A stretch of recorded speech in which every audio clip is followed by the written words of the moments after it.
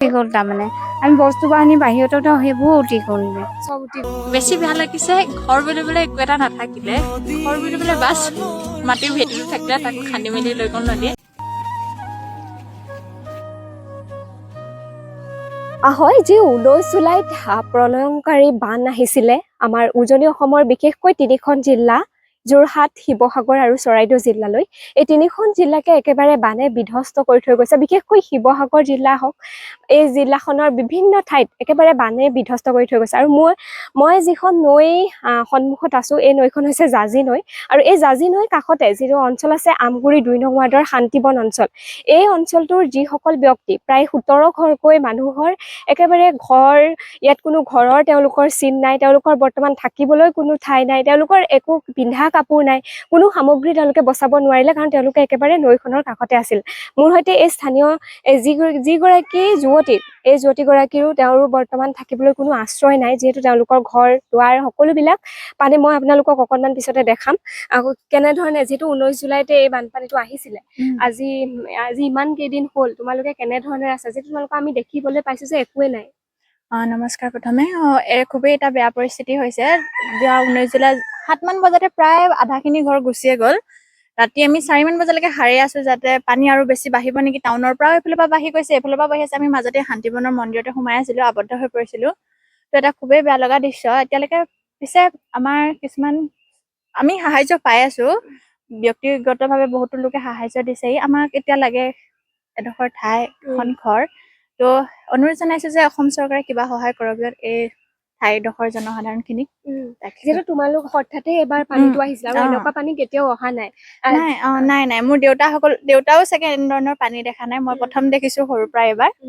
যিহেতু তুমিও এগৰাকী পঢ়ি থকা ছোৱালী, তোমাৰ যিহেতু শিক্ষা যিখিনি সামগ্ৰী আছিলে বা সেইখিনি বচাব পাৰিলানে? মই কিছু সংখ্যক বচাব পাৰিলো। আমাৰ ইয়াৰ যোনটো গাঁৱৰে আমাৰ ডেকা দাদাসকলে তেওঁলোকে আমাক খুবেই বেছি সহায় কৰিলে, ঘৰৰ বস্তু উলিয়াই দিয়ে। আৰু বাকীখিনিও ভাবিলো, আমিও ভবা নাছিলো ইমান বেছি পানী হ'ব বুলি। ভাবিলো আৰু খন্তেক হ'ব আৰু ওলাই গুচি যাব, যিখিনি বাচি থাকিব ঘৰৰ ভিতৰতে বাচি থাকিব। তো উঠিয়ে গ'ল আৰু সকলো খন্তেকতে। তোমালোকে বৰ্তমান সময়ত খাদ্য সামগ্ৰীখিনি পাইছা, কিন্তু তোমালোকৰ বিশেষভাৱে বৰ্তমান কি প্ৰয়োজন হৈছে? আমাৰ এতিয়া লাগিছিলে ইয়াতে মেডিচিন, কোনো এনেকে শুনিছো বিভিন্ন ঠাইত মেডিকেল কেম্প দিছে, আমাৰ ইয়াতে কোনো অহা নাই এনেকে। আমাৰ খৰ খজুতি, এতিয়া টিঙে কাটিছে, চিচাৰে কাটিছে, এনেকে বহুত ঘাঁহ হৈছে ল'ৰা ছোৱালীৰ। এতিয়া তোমালোক ক'ত আছা?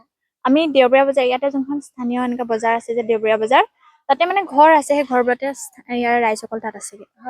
হয়, যিহেতু তেওঁ জনাইছে যে কেনেধৰণে আচলতে বানপানী আহি তেওঁলোকৰ এই মোৰ যিখিনি পিছফালে আছে, আপোনালোকে দেখিব যে ইয়াতে তেওঁলোকৰ এখন ঘৰ আছিলে। আপোনালোকে দেখিব ইয়াত এখন চাইকেলো পৰি আছে, হয়তো বোকাৰে লুতুৰ পুতুৰ হৈ ইয়াত চাইকেল এখন পৰি আছে। আপোনালোকে দেখিব এইফালে ঘৰবিলাক কেনেধৰণেৰে ভগা চিগা পৰি আছে, সকলোৰে ঘৰ উটুৱাই লৈ গৈছে। আৰু ইয়াত স্থানীয় যিসকল ব্যক্তি, তেওঁলোকৰ পৰা মই অকণমান জানিবলৈ চেষ্টা কৰিছোঁ, যিহেতু তেওঁলোক এই অঞ্চলতে আছে। মই অকণমান জানিবলৈ চেষ্টা কৰিম। অকণমান কৈ দিয়কচোন, আপোনালোকৰ যিটো পৰিস্থিতিটো খুব বেছি বেয়া দেখিছোঁ। বহুত বেয়া হৈছে, মানে পানী আহি হেৰি কৰি চব মিনিটতে হেৰি হৈ গ'ল। এতিয়া আপোনালোকৰ একো নাই? একোৱেই নাই, ঘৰ বাৰী চব উটি গ'ল। আমাৰ একোৱেই নাই ইয়াত চব হেৰিয়ে হৈ আছে। হয়, এতিয়া যিহেতু আপোনালোকে ঘৰ সকলো উটি গৈছে, এতিয়া আপোনালোক কেনেধৰণে আছে? আমি এনেকে য'তে ত'তে আছো, ক'ৰবাত স্কুলত আছো, ক'ৰবাত বজাৰ ঘৰত আছো, তেনেকেই আছো। তেনেধৰণে আছে। হয়, আৰু বাইদেউ গৰাকী আছে। বাইদেউ অকণমান আপুনি কৈ দিয়কচোন। হয়, আমাৰ ইয়াত 17টি পৰিয়াল যোৱা 19 জুলাই তাৰিখে যিটো এটা বিধ্বংসী এটা প্ৰাকৃতিক দুৰ্যোগ আহিলে আমাৰ জাঁজি নৈ বানপানী, আমাৰ ইয়াত 17টি পৰিয়াল একেলগতে ঘৰে দুৱাৰে বয় বস্তু সকলোৱে উটুৱাই লৈ গ'ল। অকল মানুহকেইটা আমি যেনে তেনে প্ৰতিটো পৰিয়ালৰ মানুহকেইটাহে আমি বাচি থাকিলো। এতিয়া আমি থাকিবলৈও আমাৰ কোনো ঠাই নাইকিয়া হৈছে। আমি বজাৰ ঘৰ, স্কুল ঘৰ তেনেকুৱাতে আছো। এতিয়া আমাক বাৰু খোৱা বস্তুৱে চাউল দাইল কোনোবাই দিছে, নিদিয়া নহয়, দিছে। কিন্তু আমাক সেইখিনি বাৰু লাগে বাৰু বৰ্তমান আমাক এতিয়া সেয়াৰে আমি চলি আছো। আৰু মানে কি হ'ল, আমাৰ ঘৰ নিলে, কিন্তু আমাৰ ঠাইখিনিও নৈয়ে খহুৱাই লৈ গ'ল। এতিয়া আমি যদি ভৱিষ্যতলৈ ইয়াত ঘৰ বনাই থাকিম বুলি ক'লেও আমাৰ থকাৰ মানে কোনো উপায় নাই ইয়াত। সেইকাৰণে আমি এই সংবাদ মাধ্যমৰ যোগেৰে আমি চৰকাৰখনক এতিয়া জনাব বিচাৰো, আমাৰ মুখ্যমন্ত্ৰী ডাঙৰীয়া দেৱলৈ আহ্বান জনাও আমি সকলোৱে, আমাৰ 17টি পৰিয়ালে, যে আমাক থাকিবলৈ অকণমানে লাগক, আমাৰ অকল গৃহটো হওক, আমি মানুহকেইটা আমি সোমাই থাকিব পৰাকে অকণমান ঠাই আমাক ক'ৰবাত বেলেগত দিয়ক। বেলেগত যে শিশুসকলো আমি ইয়াত ইয়াত পঢ়া শুনা ল'ৰা ছোৱালী বহুত কেইটা আছে। এতিয়া ইহঁতৰ এতিয়া 1 আগষ্টৰ পৰা স্কুল খুলিব, কলেজ খুলিব, ল'ৰা ছোৱালীবোৰ কেনেকে যাব, সকলোৰে ডকুমেণ্ট সকলো গুচি গ'ল নৈত। কি কৰিম মানে আমি একো উপায় পোৱা নাই। আমি সেইকাৰণে চৰকাৰখনক এই আহ্বান জনাও, আমাক যাতে থাকিবলৈ ঠাই অকণ কৰবাত দিয়ক। হয় আপোনালোকৰ বৰ্তমান ঠাইখিনিও অভাৱ আমাৰ ঠাইখিনি মানে নৈ খহুৱাই লৈ গ'ল। আমাক মানে ঠাই অকণ লাগে।